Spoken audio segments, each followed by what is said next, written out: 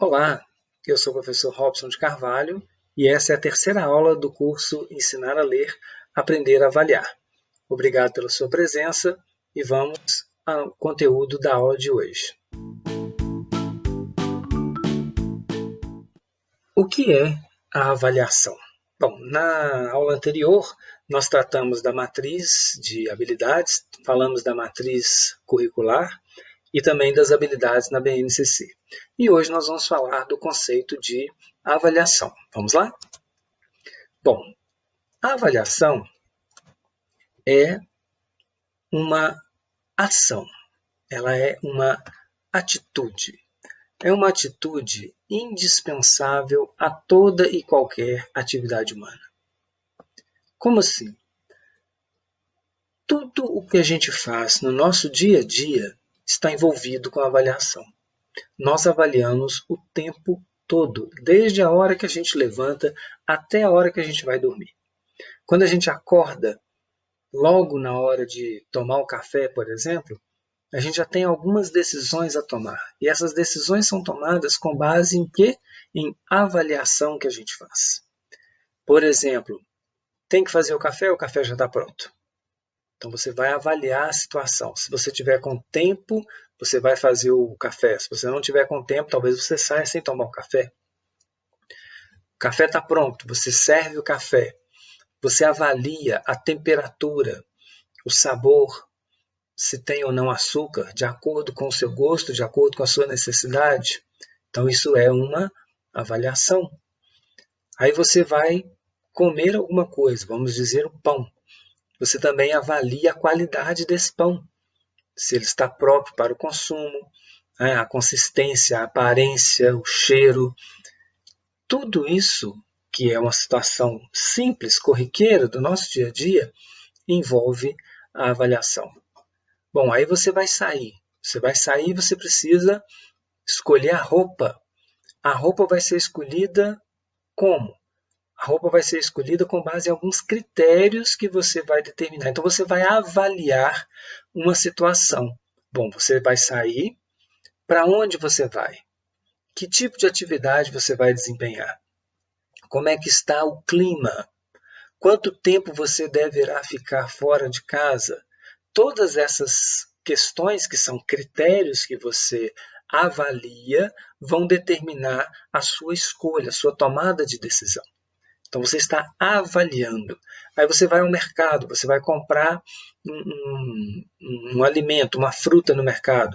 Você avalia, você examina e avalia aquela fruta de modo a obter uma informação se ela está própria ou não para o consumo, se ela está de acordo com aquela expectativa que você criou.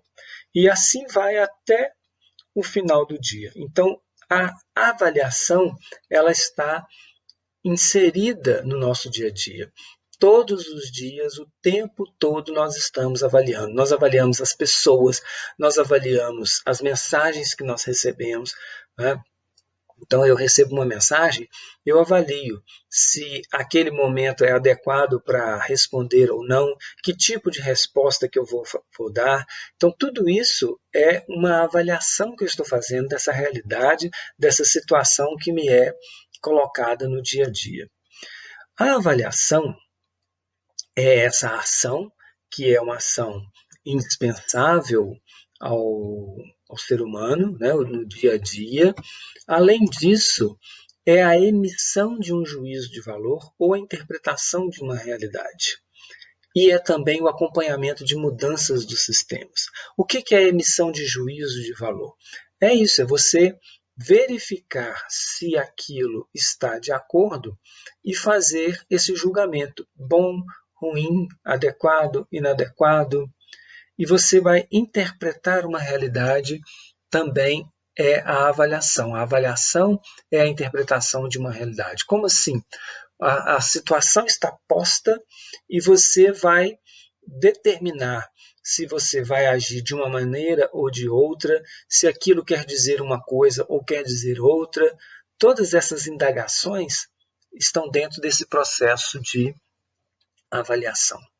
e o acompanhamento de mudanças nos sistemas. Os sistemas tendem a passar por mudanças, né, sofrer mudanças, e essas mudanças tanto são feitas em razão de avaliação que é aplicada, tanto quanto para fazer a avaliação é que os sistemas também mudam.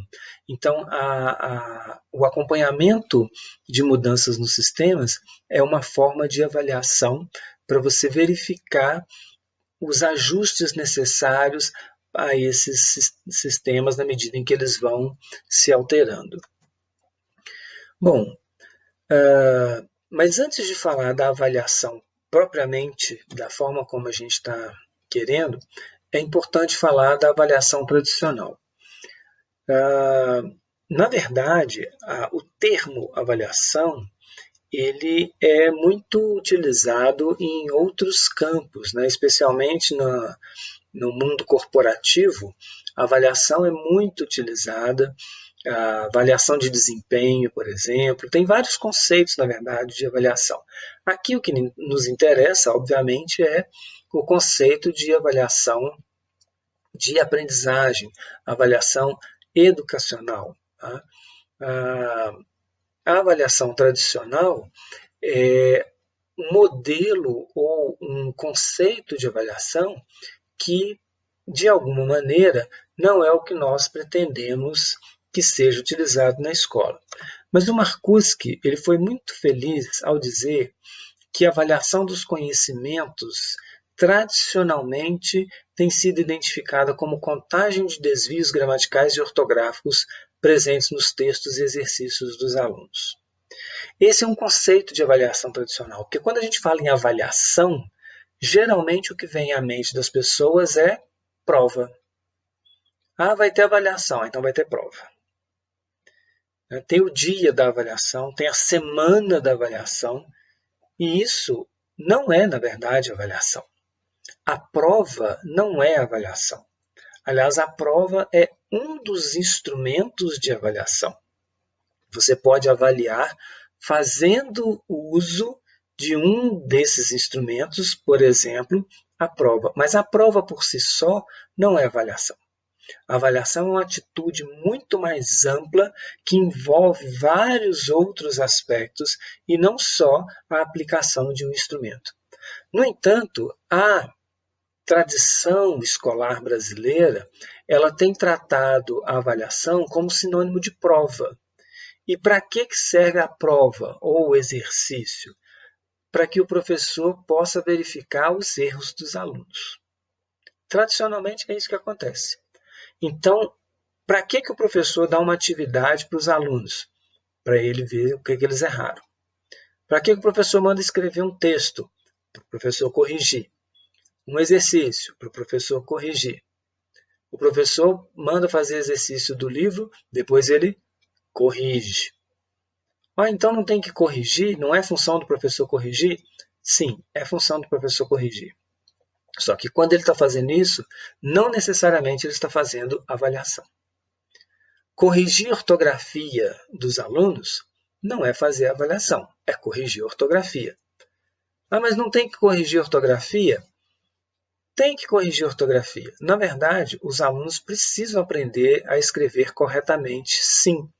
Mas não se aprende a escrever corretamente, não se aprende a ortografia das palavras, nem fazendo lista de palavras, nem fazendo exercício de preencher lacuna, e muito menos decorando regras ortográficas. Não é assim que se aprende a ortografia. A ortografia se aprende em atividades em que você lê as palavras nos contextos em que elas fazem sentido. E escrevendo essas palavras nos contextos em que elas fazem sentido. Por que os alunos não aprendem ortografia? Porque o professor dá exercício de preencher lacuna. Tem os buraquinhos lá e aí ele tem que colocar se é com S, com C cedilha, 2 S, aí bagunça tudo. Vira uma confusão. Pelo simples fato de que, geralmente nesses exercícios, se colocam palavras em que o contexto fonológico permitiria qualquer uma dessas letras naquele lugar. E aí o aluno se confunde. E as palavras estão totalmente fora de contexto. ou quando pede o aluno para explicar por que é com essa letra e não é com aquela letra. Isso não vai fazer o aluno aprender ortografia. Então, se você pensa em ensinar e fazer uso da avaliação, como de fato deve ser, não vai ser nesse tipo de exercício de preencher lacuna ou aqueles exercícios de múltipla escolha. Marque nas palavras abaixo a única que tem ortografia correta. E você está fixando para o aluno a forma errada da palavra, porque você tem 4 palavras escritas erradas e uma só escrita certa. Então ele só vai gravar, 4 erradas e uma certa. Ele vai ter que descobrir dentre aquelas palavras qual que está certa. Isso vira uma bagunça, uma confusão. Agora, a palavra no contexto, aí sim, ela faz sentido. Eu sei que máximo é com SS? Não, máximo é com X. Por que eu sei que máximo é com X? Porque eu fiz lista de palavra. Não, eu não fiz lista de palavra. Eu aprendi essa palavra nos contextos, nos textos que eu fui lendo e nos textos que eu fui escrevendo. No início vai errar mesmo, faz parte do processo. Agora é preciso mostrar para o aluno, ó, essa palavra aqui, dá uma olhadinha lá no dicionário, vê como é que ela está escrita lá. Né? E aí você vai aprender, ensinar para o aluno como é que se aprende a ortografia. Então a avaliação tradicional, ela associa o conceito de avaliação à prova, ao conceito de exercício, e geralmente foca no erro. O professor vai buscar o erro do aluno, quando na verdade na avaliação não é isso que você vai verificar. Você vai verificar o que o aluno sabe. Então aí nós entramos no conceito de avaliação diagnóstica de habilidades de leitura. O que é uma avaliação diagnóstica de habilidades de leitura? Primeiro é um procedimento para a compreensão do estágio de aprendizagem que se encontra o aluno. Vamos por partes. A avaliação diagnóstica, ela não é uma prova, ela é um procedimento. É um procedimento para o professor compreender o estágio de aprendizagem do aluno. Para quê? Para que, compreendendo esse estágio de aprendizagem do aluno, o professor possa tomar decisões suficientes e satisfatórias. Que tipo de decisão suficiente e satisfatória? Decisão pedagógica. Decisão pedagógica que vai ajudar o aluno a avançar no seu processo de aprendizagem. Isso aqui é avaliação. Isso aqui é avaliação diagnóstica. É um procedimento para o professor compreender o estágio de aprendizagem, não para saber quais são os erros que o aluno está cometendo. A partir dessa visão, você começa a enxergar que o aluno sabe muito mais do que se você observa só os erros. Parece que eles nunca sabem nada quando a gente só olha para os erros. Não é só um instrumento para aprovação ou reprovação dos alunos. Isso não é avaliação diagnóstica, não é isso. Mas ela é uma atitude de diagnóstico da situação do aluno para definir os encaminhamentos adequados para a aprendizagem. Mas nós vamos falar da avaliação diagnóstica de habilidade de leitura com maior detalhamento na nossa próxima aula. Hoje nós vamos falar dos passos da avaliação diagnóstica, que é descrever a realidade. Então você tem acesso à realidade e descreve a realidade. Como assim descrever a realidade? O aluno sabe isso. O aluno ainda não sabe aquilo. Descreveu a realidade. Atestar a qualidade. Do que o aluno sabe, que você descreveu, que tanto ele sabe? Quais são esses saberes? Qualifica esse saber. E por último, orientar a tomada de decisões do professor. Em razão dessa realidade que foi descrita e da qualidade da aprendizagem, o que é que pedagogicamente o professor precisa fazer? Essas 3 coisinhas, esses 3 passos, nós também vamos tratar com muito detalhamento na nossa próxima aula. Hoje nós vamos falar da diferença importante entre exame e avaliação. Exame não é a mesma coisa que avaliação. Infelizmente, na escola tem mais exame que avaliação. O exame não é ruim, o exame não é errado, o exame tem o seu lugar, o exame serve para um monte de coisas, mas não se pode confundir exame com avaliação e achar que você está fazendo avaliação quando na verdade está fazendo exame. O que é então o exame? O exame, ele primeiro serve para seleção e classificação. O Enem, por exemplo. Embora o Enem tenha algumas características de avaliação, como, por exemplo, trabalhar com a noção de habilidades e competências, ele é, na verdade, um exame. O próprio nome já indica, né? Exame Nacional do Ensino Médio. Qual que é a função desse exame? É classificar e selecionar os participantes. Então, os participantes de um exame, eles são classificados de acordo com a pontuação que eles obtêm naquele exame. Cada exame tem os seus critérios, tem a sua forma de pontuação. Né? Por exemplo, um concurso público, você faz um exame no concurso público. E por que existe o exame? Porque tem vagas em número reduzido, em número restrito, e há candidatos em número superior às vagas. Então é necessário selecionar aqueles que vão entrar. Vão entrar os melhores? Não necessariamente. Vão entrar aqueles que se saírem melhor no exame, tendo em vista os critérios que foram determinados naquele exame. Então vejam, o Enem, voltando ao Enem, ele vai classificar os participantes de acordo com a pontuação que eles obtêm. E de acordo com essa classificação, eles serão selecionados para as universidades, para obter bolsa nas universidades, enfim. Por isso é que o exame não se vincula ao ato pedagógico. Veja o Enem, ele é feito fora da sala de aula, depois que acabou o ano letivo, ele não tem nada a ver com a aula que o professor está ministrando, com o dia a dia da sala de aula. Ele é um evento à parte. Tem um dia específico que as pessoas vão lá e fazem. Inclusive, você pode ter terminado o ensino médio há mais tempo e fazer o Enem anos depois. Então, ele não está vinculado ao ato pedagógico. E por essas razões, ele não deveria ocupar os objetivos e metas da escola, mas infelizmente ainda ocupa. Porque tem muito professor que coloca um peso e um valor muito grande na prova, inclusive se preocupa muito em preparar os alunos para o Enem. E como é que ele faz isso? Ctrl+C, Ctrl+V, copiando as questões de vestibulares e de Enems passados. Isso não é preparar para o Enem, gente. Não é. Ah, então não pode fazer? Não, pode. Não tem problema nenhum. A questão é que fazer questões de Enems e vestibulares de anos anteriores não é preparar para o Enem.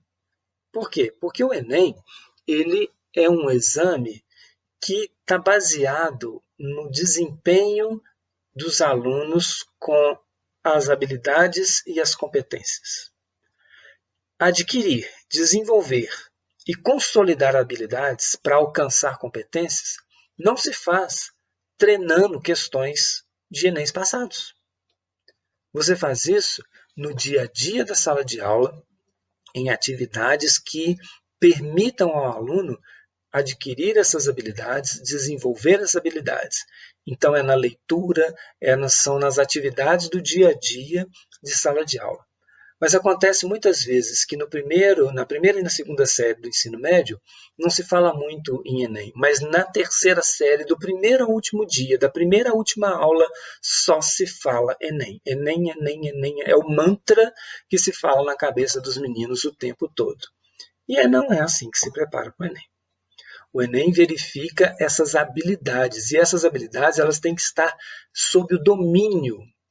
E essas habilidades só vão estar sob o domínio dos participantes, dos estudantes, quando eles são leitores proficientes, quando eles dão conta de agir criticamente sobre os textos que leem. E isso não se aprende de uma hora para outra. Isso se aprende ao longo do tempo no dia a dia, no cotidiano da sala de aula. Então, o exame ele é importante, ele tem o seu lugar, mas ele não é a avaliação.